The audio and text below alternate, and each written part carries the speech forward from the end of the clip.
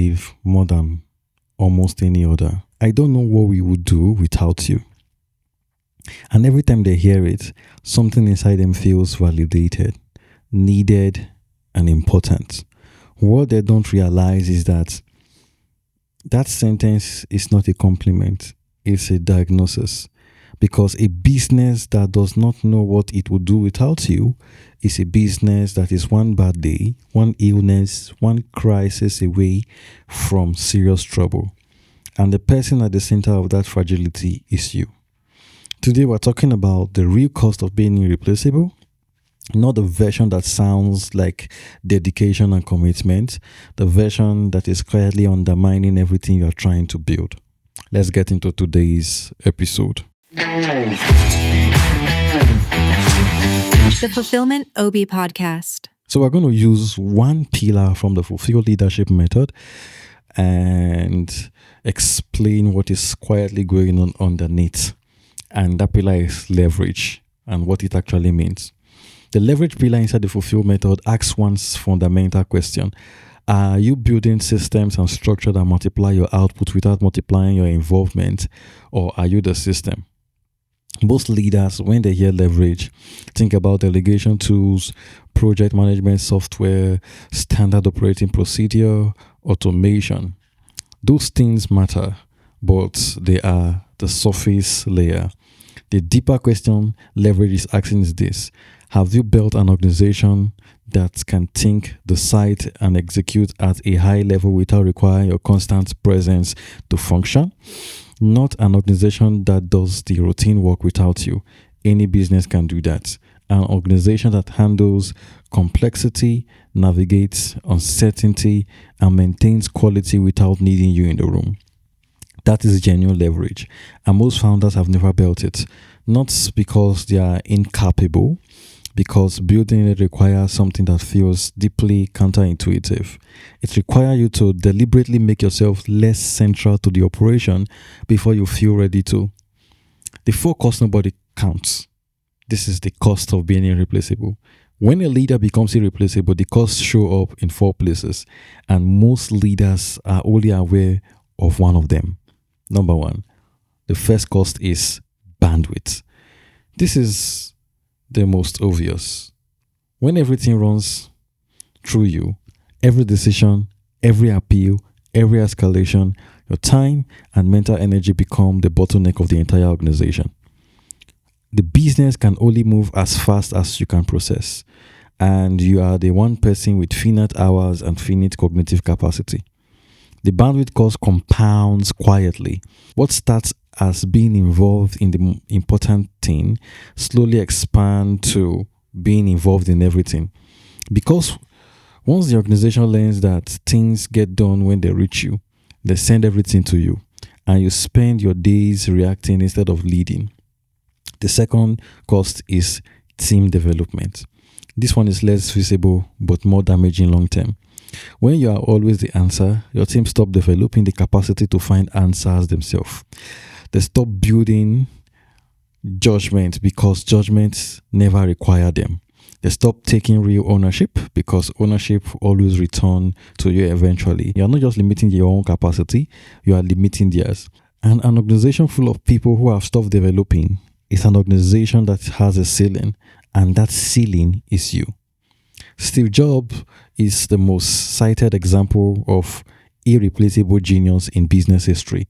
But what is less discussed is what Apple looked like internally during his first tenure. An organization so dependent on one person's taste, judgment, and approval that it struggled to function coherently when he was removed. The Apple that sustained, the Apple that became the most valuable company in the world, was built during Jobs' second tenure, when he combined his vision with deliberate investment in leaders around him, who could carry part of the organization he no longer needed to carry himself. Tim Cook, Johnny Ive, the operational infrastructure that could execute without Jobs touching every decision. The genius was still there, but the leverage was finally built around it. The third cost is decision quality.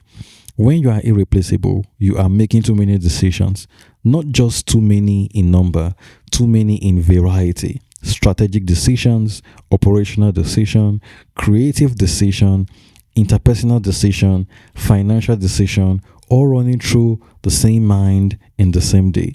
Research on decision fatigue is consistent and sobering. The quality of human judgment degrades measurable as the number of decisions made in a day increases.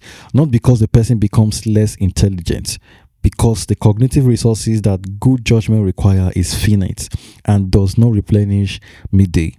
The irreplaceable leader is making their most important decisions, the ones that shapes the direction and the culture of the organization from a depleted cognitive state.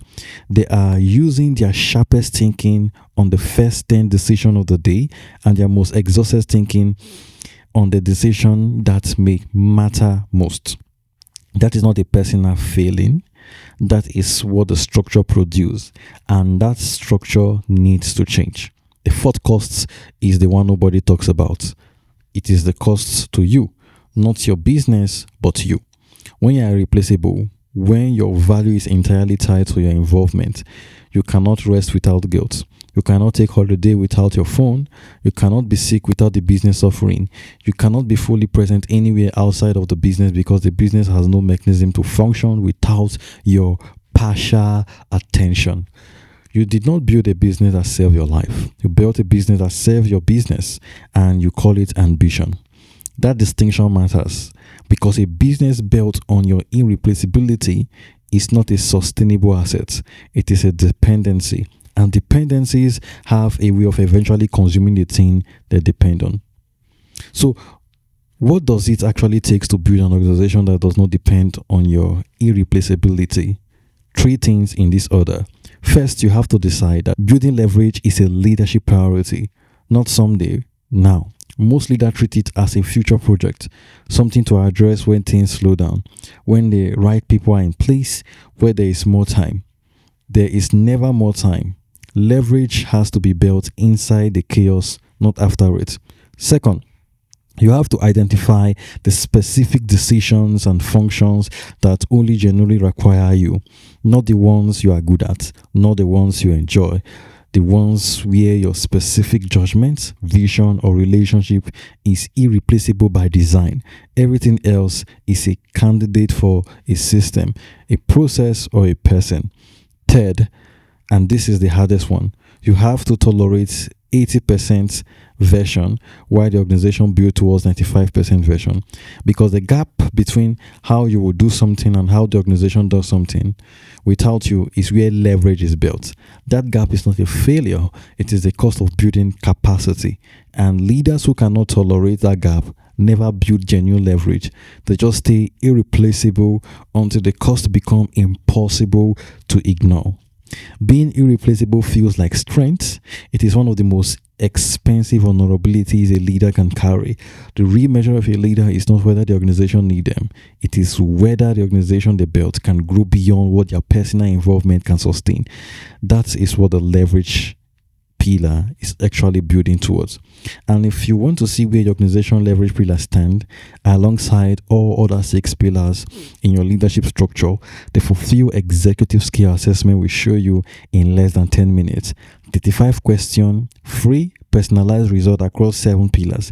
The link is in the show notes or the description. So make sure you take it today. If this episode has stood out to you, teached you something and helped you learn, please share it with a founder, a leader, or a visionary. Do well to subscribe, favorite this episode, and follow the podcast so you don't miss anything. We drop these episodes on Substack daily. If you want to get them directly to your inbox, do well to subscribe to the newsletter or the publication on Substack. Thank you so much for listening to today's episode. I'll catch you tomorrow for the next one.